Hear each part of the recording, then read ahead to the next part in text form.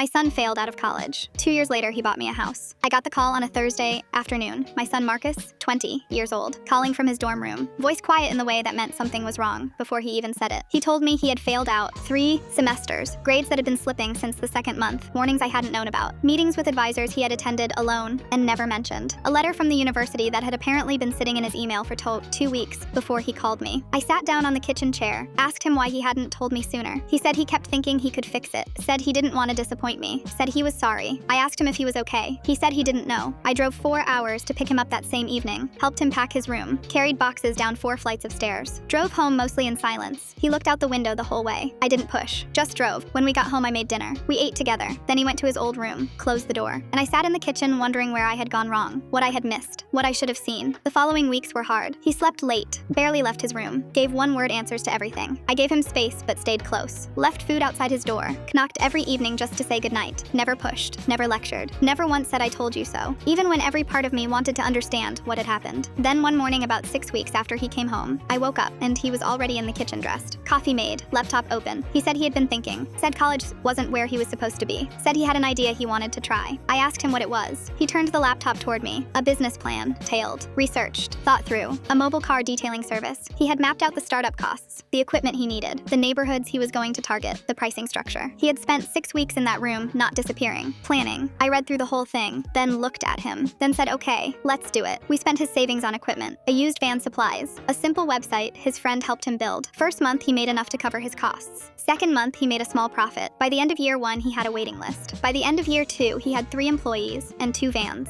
I still remember the Sunday morning he called me into the living room, said he had something to show me, handed me an envelope. Inside were the keys to a house, 3 bedrooms, small garden, 20 minutes from where I had spent 30 years renting. He had put down the deposit 6 weeks earlier, in my name. I looked at the keys, then looked at him. He said thank you for not saying anything when he came home, for the food outside the door, for reading the business plan, for just staying close. I didn't know what to say, so I just held the keys and cried, and thought about a Thursday afternoon phone call, and how the worst moment I thought I was living through was actually the beginning of something I never could have imagined.